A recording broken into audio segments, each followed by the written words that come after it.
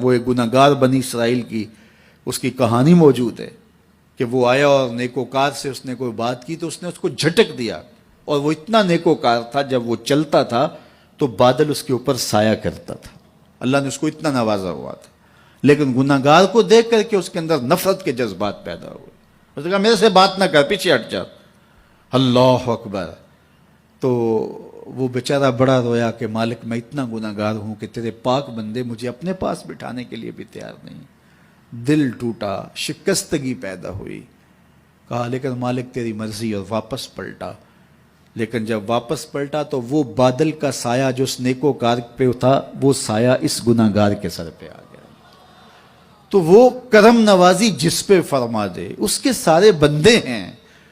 تو اللہ کو جو ہے وہ تکبر کی نیکی نہیں، وہ گناہ جس کے بعد عجز پیدا ہو اللہ کو وہ پسند ہے، وہ گناہ جس کے بعد توبہ کے جذبات ابھریں، بندے کو شرمندگی کا احساس ہو۔ تو مت ایسے بنے کہ 4 نمازیں پڑھ لیں تو سب بے نمازیوں کو حقیر جاننے لگ جائیں، تھوڑا سا کام کر لیں، صدقہ و خیرات کر لیں تو باقی مالداروں کو حقیر جانے لگے۔ آپ کو دین کے کام کی توفیق مل گئی ہے تو آپ دین کے ٹھیکیدار بن کے بیٹھ جائیں کہ میں اتنا بڑا جلسہ کروایا، اب میرے علاوہ تو کوئی یہاں مسلمان نہیں رہتا، میں ہی سب سے بڑا عاشق رسول ہوں اور میں ہی سب سے بڑا مسلمان ہوں۔ نہ، ایسا نہ کیجئے، اللہ نے آپ کو توفیق دی، آپ نے لوگوں کو دعوت دی، پتہ نہیں کس آنے والے پہ کتنا کرم ہوا ہے۔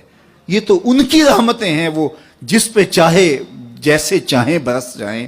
ہم کو ٹھیکیدار تھوڑے ہیں، ہم تو نوکری کرنے والے ہیں، ہم تو جوتے اٹھانے والے ہیں۔ ہو سکتا ہے کس کے صدقے، میرے والد گرامی مجھے یاد آتے ہیں، وہ مجھے فرمایا کرتے تھے جب گفتگو کے لیے نکلنے لگے اور لوگوں کا ہجوم ہونے لگا تو وہ مربی تھے بڑے، اور بڑی حکمت کے ساتھ جو ہے وہ کوئی نہ کوئی بات سمجھاتے رہتے تھے۔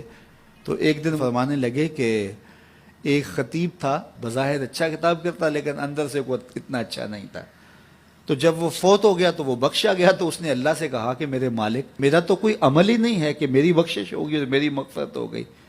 تو فرمایا کہ ہاں ہم تجھے جانتے ہیں، لیکن ایک دن تو کہیں واز کر رہا تھا، میرا ایک بندہ بیٹھا تھا، اس کو پسند آ گیا، میں نے اس کے صدقے تیری مغفرت فرما دی۔ اٹھ فریدا ستیا تے میلا ویکھن جا، اٹھ فریدا ستیا تے میلا ویکھن جا، وت کوئی بخشیا مل جاوے تے تو ہی بخشیا جا۔ تو پتہ نہیں کس کے صدقے سے اللہ رحمتوں کا نزول فرماتا ہے۔ بے عمل کو دیکھ کر کے اس سے نفرت نہیں ہے، نفرت تو گناہ سے ہے، گناہگار سے نہیں ہے، لیکن کوشش کی جائے کہ یہ عمل بد چھوڑ دے۔ اللہ اکبر۔ ایک جنازہ گزرا اور وہ جنازہ کسی غیر مسلم کا تھا، تو چشمان رحمت میں آنسو آ گئے۔ تو صحابہ نے پوچھا کہ حضور یہ یہودی ہے یا عیسائی ہے، کوئی اس کا جو مذہب تھا وہ بتایا۔ تو فرمایا کہ مجھے اس بات پہ افسوس آیا کہ یہ اسلام نہیں لا سکا اور کفر کی حالت میں مر گیا، تو اگر یہ اسلام لاتا اور جو ہے وہ جنت کی راہوں کا مسافر ہوتا تو کتنا اچھا۔ یہ اس کے ساتھ بھی ہمدردی ہے۔ تو اللہ کی مخلوق، یہ جنت کے اکیلے ٹھیکیدار بننے کی کوشش نہ کریں کہ میرے علاوہ کوئی جائے ہی نہ، جنت کے دروازے پہ میں بیٹھ جاؤں گا کسی کو، یہ زیادتی ہے۔ میرے تو اعلیٰ حضرت نے یہ کہا تھا، ایک میرا ہی رحمت پہ دعویٰ نہیں، شاہ کی ساری امت پہ لاکھوں سلام۔ تو اس لیے امت سازی کی ایک تو کوشش کریے، اپنے اندر باہمی چھوٹے چھوٹے نزاع اختلاف، یہ انسانی فطرت ہے، انسان کے اندر طباع کے اندر اختلاف ہے، ترجیحات کے اندر جو ہے وہ اختلاف ہے، اپنے اپنے مزاج کے اندر تفاوت ہوتا ہے۔ تو ایسا نہ ہو کہ چھوٹی چھوٹی باتوں سے آپ جو ہے وہ امت کو پھاڑ چیر کے رکھ دیں، نہیں، بلکہ امت کا جو تصور ہے اس کو قائم رہنا چاہیے۔ تو گناہ کے بعد جب انسان کے اندر ندامت کا اظہار ہوتا ہے، وہ جو آنسو ٹپکتے ہیں، بندہ اپنے آپ کو چھوٹا سمجھتا ہے، میں اتنا گناہگار، میں پاپی، میں مجرم، میں میلا اتھرو، جب وہ اپنے آپ کو دیکھتا ہے کہ میں اتنا برا شخص ہوں، تو پھر اللہ کی رحمتیں اس کے اوپر متوجہ ہوتی ہیں۔ تو اس کو پسند ہے کہ جب بندے اس کے حضور عاجزی کرتے ہیں، اس کے حضور معافی مانگتے ہیں، تو مت کسی کو حقیر جاننا کہ یہ گناہگار ہے، نہ جانے اس کا انجام کیا ہو۔ کتنے گناہگار ان کا آخر اچھا ہو جاتا ہے، کتنے نیکوکار ان کا آخر اچھا نہیں ہوتا۔ انما الاعمال بالخواتیم، وہ تھی تو فاحشہ عورت لیکن ایک کام کیا کہ ایک کتے کو پانی پلا دیا، اپنے دوپٹے سے جوتا باندھ کر کنویں میں لٹکایا اور اس کو پانی پلا دیا۔